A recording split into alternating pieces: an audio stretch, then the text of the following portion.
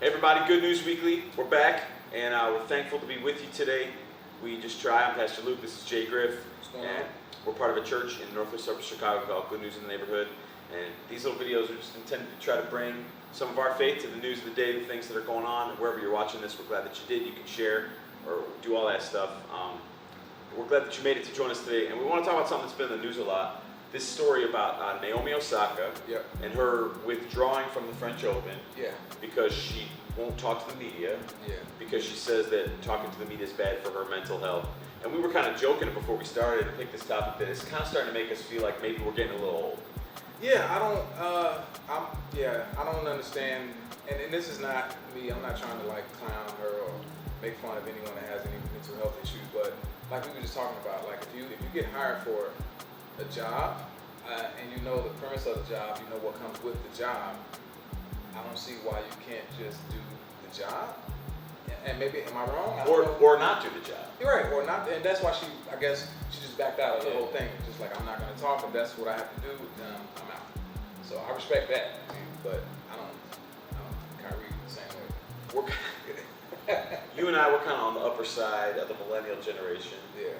And I think there's just this thing that we're wrestling through with culture, which is so often we bring solutions that create different problems. Right. So for a long time, our society was kind of operating on this one-size-fits-all education, one-size-fits-all job. Everyone's got to do the same thing. Right. And there's lots of people, because of their backgrounds, their traumas, their different experiences, don't like fit. Right. And so we've increasingly started to adapt culture for people to help them with the situations or stuff they're dealing with to make their way. That's a good thing. Right.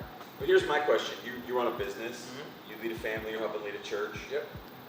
Is it acceptable that whatever the problems are that I as a person bring to my job, my family, my education, my situation, is it acceptable that the institutions that I come to should be required to adapt to me?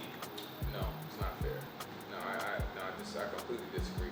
No, I think that you need to, get whatever help you need to get some help and adapt to the situation, because it's not fair. I tell my barbers all the time, like, if you have personal issues, if you have some family stuff, don't bring it to the shop. Like, it was hard for me not to do that when I had my son in the hospital. It was days when I was stressed out, days I didn't want to be here, but I didn't allow that to kind of mess up my experience with my clients and mess their experience up, rather.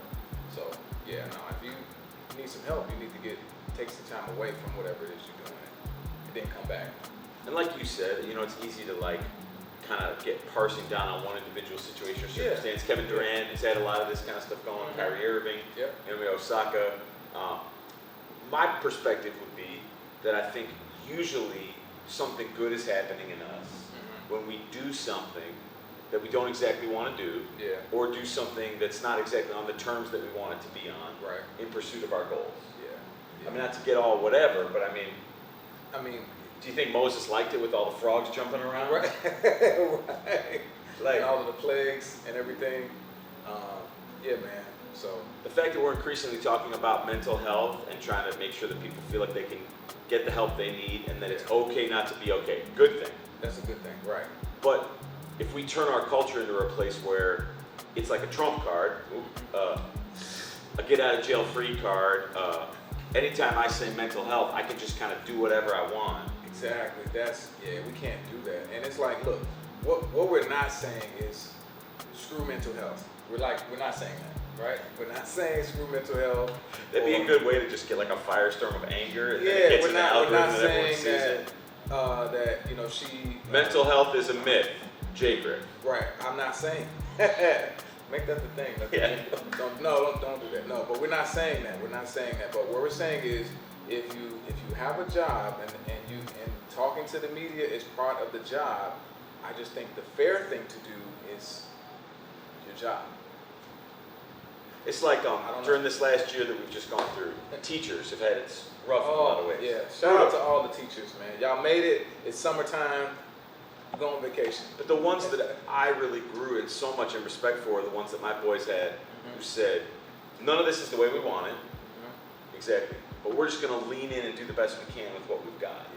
If our instinct when we encounter a problem or a difficulty is just to say, I think that we've maybe overcorrected. So that's some thoughts about that stuff. And if you totally hate what we're saying and want to disagree in the comments, by all means.